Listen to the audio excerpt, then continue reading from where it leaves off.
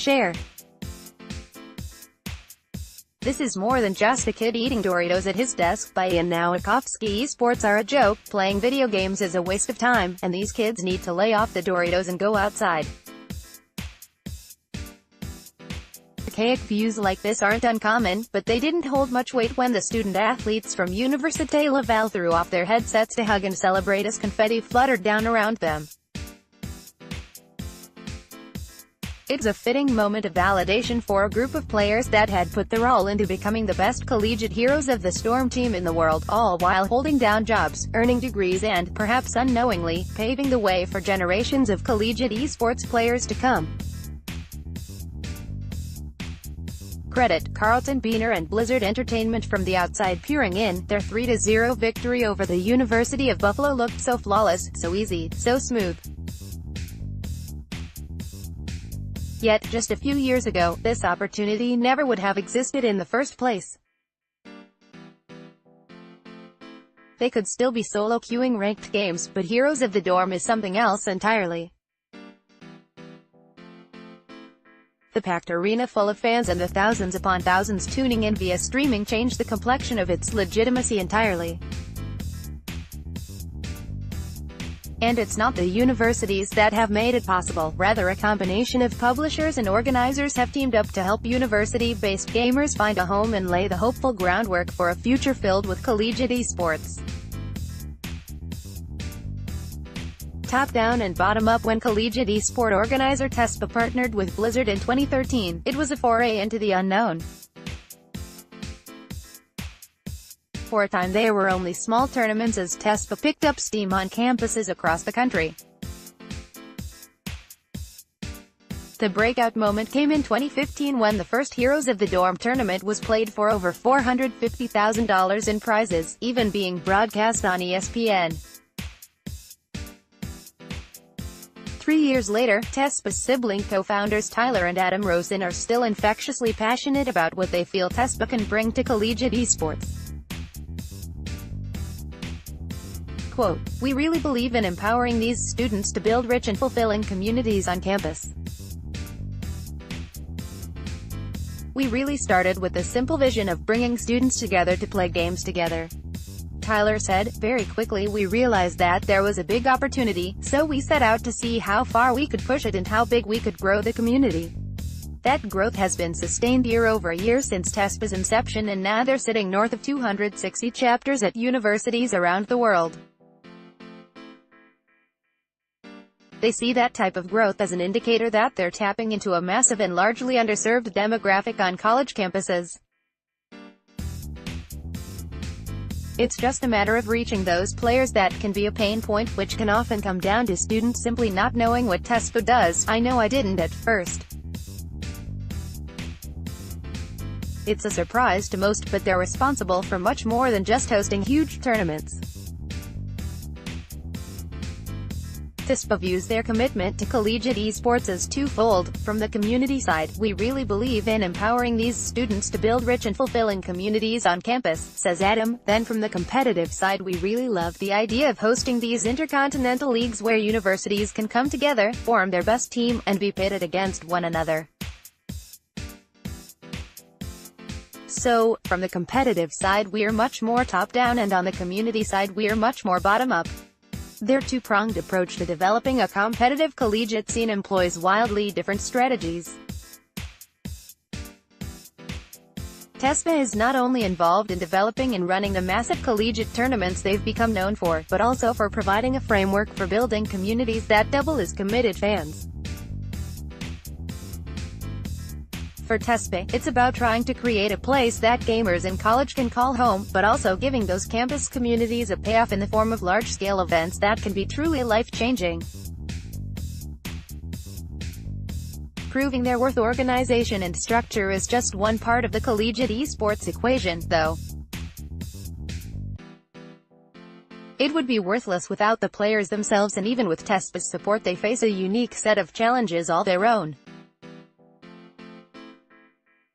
As much as popular media would like you to think otherwise, these esports players aren't one-trick ponies. They've got schooling, jobs, and semi-professional gaming to juggle all at once.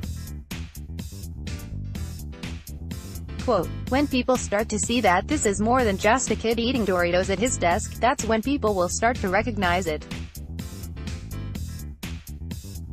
When people start to see that this is more than just a kid eating Doritos at his desk, that's when people will start to recognize it, you know.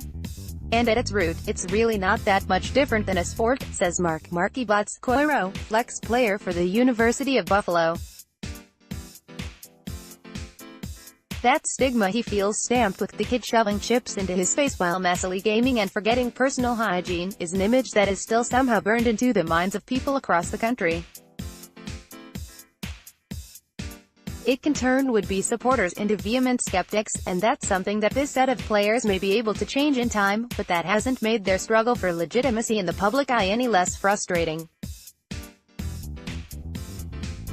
For supposedly being places of higher learning that champion freedom of thought, it feels backward that most universities are so begrudgingly defiant to adopt esports players into their varsity ranks. But this fact only highlights why TESPA has become a crucial tool and advocate for collegiate esports players. As long as the game companies continue to support college esports, it can go really far, says Cal Poly Pomona's Josh Childers, who was keenly aware of the uphill battle he and his teammates face. It's hard to convince state-funded schools to invest money into video games. If you can show some monetary gain, maybe. These players know that they'll have to fight for every inch of ground they gain, whether that's in-game or in real life. Credit Carlton Beaner and Blizzard Entertainment. It may look like a majority of TESPA's focus is on the players at the very highest echelon of the skill spectrum, and at an event like Heroes of the Dorm, that's completely true.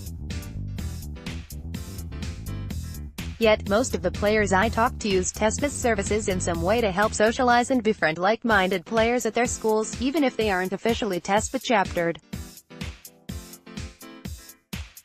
They have quarterly LAN parties where we get 300 to 350 people there, says Childers with a smile. The first year there was like 40 people, now there are 300 people. They're pretty fun to go to. If TESPA is what you make of it at the community level, as the Rosen brothers suggest, Cal Poly Pomona TESPA members look like they've recruited a small army of gamers that call their chapter home. Gazing into the crystal ball, another important consideration is that, similar to many NCAA athletes, most of these players don't have a shot at going pro, so their studies truly matter just as much as their gameplay.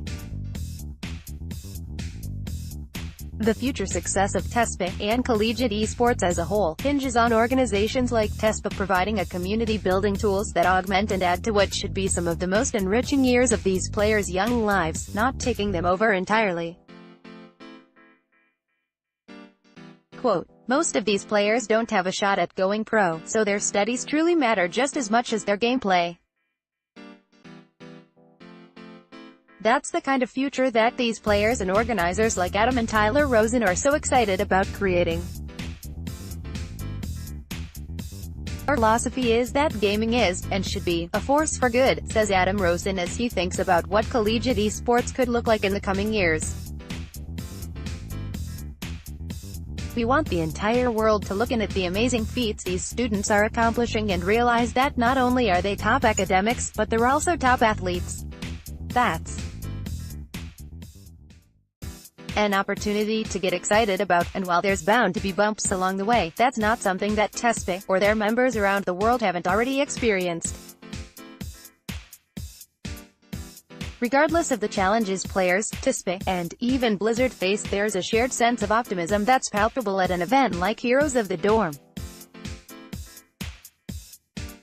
At a moment that feels like it can shed the skin of Heroes of the Storm's lukewarm popularity and issues like the players' struggle for validation, instead refocusing on what makes esports a phenomenon in its own right.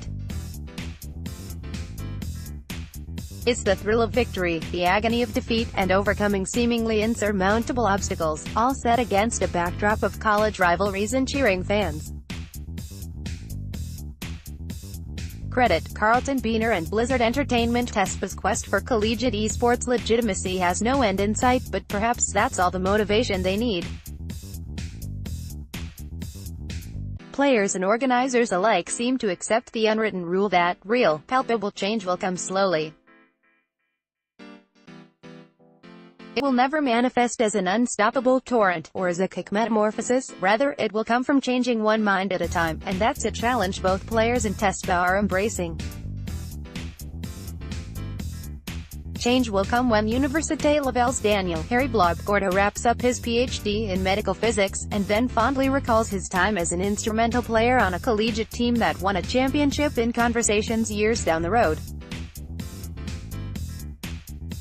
Interactions like that can change minds as potently as the most skillfully run tournament. Whether members are the elite players at their school or casual players that utilize TESPA's services to forge friendships through gaming, there's a seat at the table for everyone.